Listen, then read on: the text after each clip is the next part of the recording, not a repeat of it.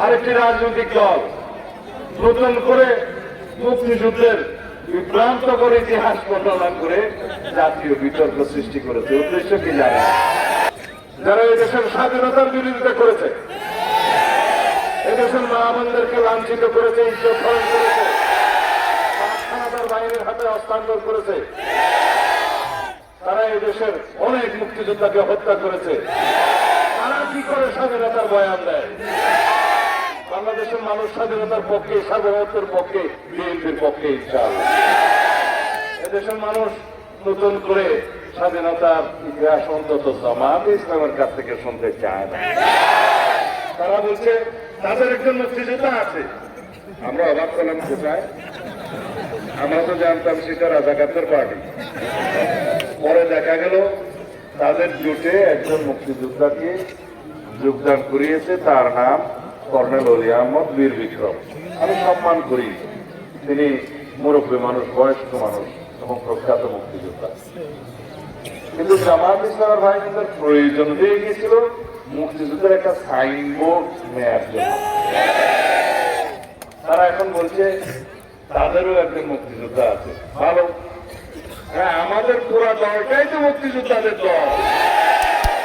আমাদের দলটা সৃজন করেছে, প্রতিষ্ঠা করেছে তো বাংলাদেশের স্বাধীনতার মহান ঘোষক, এই দেশের রণাঙ্গনের মহানায়ক সম্মুখ সমর করতে করতে এই দেশের স্বাধীনতা অর্জন করেছেন। এই স্বাধীনতা যখন অরক্ষিত হয়ে গেছিল 1975 7 নভেম্বর সিপাহী জনতার সম্মিলিত বিপ্লবের মধ্য দিয়ে এই দেশের স্বাধীনতাকে রক্ষা করেছেন। 1979 সালে এই দেশে বাকশালকে বিলুপ্ত করে সাংবিধানিক ভাবে বহুদলীয় গণতন্ত্রের প্রচলন করেছেন, বিচার বিভাগের স্বাধীনতা নিশ্চিত করেছেন, গণমাধ্যমের স্বাধীনতা নিশ্চিত করেছেন। আমরা তো সেই দল, যে দলের নেত্রী দেশনেত্রী বেগম খালেদা জিয়া দীর্ঘ 9 বছর সংগ্রাম করতে করতে সামরিক স্বৈরাচারকে হটিয়েছেন। আমরা সেই দল, যে দলের ইতিহাস হচ্ছে সংসদীয় পদ্ধতির সরকার ব্যবস্থা পুনরায় চালু করা 1991 সালে। আমরা সেই দল, আমাদের দেশনেত্রী বেগম খালেদা জিয়া এদেশের মানুষের ভোটাধিকার নিশ্চিত করার জন্য তত্ত্বাবধায়ক সরকার পদ্ধতি প্রচলন করেছিলেন। অতএব আমাদের সাংবিধানিক ইতিহাস আছে, গণতান্ত্রিক ইতিহাস আছে, উন্নয়নের ইতিহাস আছে, এই দেশের গণতন্ত্রকে সমৃদ্ধ করার ইতিহাস আছে, এই দেশের নারী সমাজকে অগ্রগতি দেওয়ার ইতিহাস আছে, এই দেশের যুব সমাজকে অগ্রগতি দেওয়ার ইতিহাস আছে, এই দেশের স্বাধীনতা সার্বভৌমত্ব রক্ষার ইতিহাস বাংলাদেশ জাতীয়তাবাদী দলের সমৃদ্ধ ইতিহাস। এদেশে গণতন্ত্রকে বারে বারে উদ্ধার করার, পুনরুদ্ধার করার, পুনঃপ্রতিষ্ঠা করার ইতিহাস বাংলাদেশ জাতীয়তাবাদী দলের ইতিহাস। আমরা মনে করি উন্নয়নের বিকল্প নাম বিএনপি, ধানের শীষ। গণতন্ত্রের আরেক নাম বিএনপি, ধানের শীষ।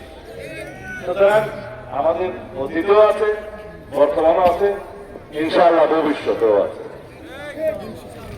আমি কারো আর সমালোচনা করতে চাই না, শুধু সতর্ক থাকতে বলবো আপনাদেরকে।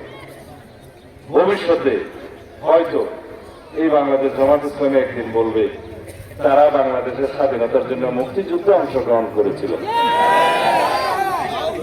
এইটা বলা বাকি আছে এখনো, হয়তো কোনোদিন বললেও বলতে পারে। আমি বলবো জামায়াত ইসলামের আমির সাহেব আমাদের নেতা জনাব তারেক রহমানকে অনুসরণ করা শুরু করেছিলেন কিছুদিন আগে থেকে।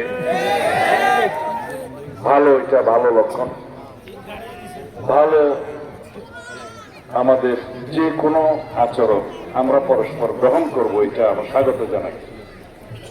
আমি কোনো সমালোচনা করতে চাইনি, কিন্তু যেখানে বাংলাদেশের স্বাধীনতা নিয়ে বিতর্ক হয়েছে, স্বাধীনতার ইতিহাস নিয়ে বিতর্ক হয়েছে, স্বাধীনতার মহান ঘোষক শহীদ রাষ্ট্রপতি জিয়াউর রহমানের ভূমিকাকে বিতর্কিত করেছে, এখানে কথা না বললে তো আমাদের অস্তিত্বই থাকে না। আজকে নিয়ে বলছে কর্নেল অলি সাহেব বিদ্রোহ করেছিলেন, প্রথমে এই কথা বলেছে স্বাধীনতার ঘোষণা তো জিয়াউর রহমান দিয়েছে, সংশোধিত করে বলেছে। যদি বলছেন স্বাধীনতার ঘোষণা জিয়াউর রহমান দেয় নাই, তাহলে বাংলাদেশের মানুষ সেটা কি গ্রহণ করত? সারা পৃথিবীর মানুষ কি সেটা গ্রহণ করত? সুতরাং ভালো করেছেন, সেটা বলেন নাই। ভবিষ্যতে যা ভুল ভ্রান্তি হবে সেজন্য ক্ষমা প্রার্থনা করা উচিত। তাদের এবং সংশোধন করা উচিত। আমি অত্যন্ত শালীনতার সাথে বক্তব্য দিতে পছন্দ করি।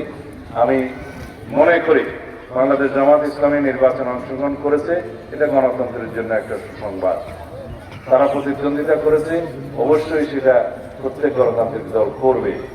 যখন আওয়ামী লীগ জামাত ইসলামের রাজনীতি নিষিদ্ধ ঘোষণা করেছিল, বিএনপি প্রথম তার প্রতিবাদ জানিয়েছে এবং লিখিতভাবে জানিয়েছে নির্বাহী আদেশে কোনো গণতান্ত্রিক রাজনৈতিক দল নিষিদ্ধ করা যাবে না।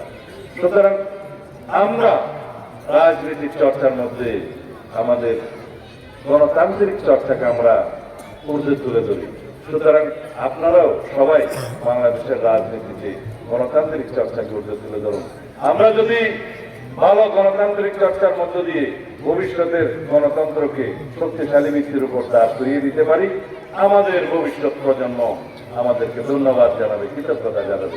যদি আমরা তা না পারি, আমাদের ভবিষ্যৎ প্রজন্ম আমাদের কোনোদিন ক্ষমা করবে না।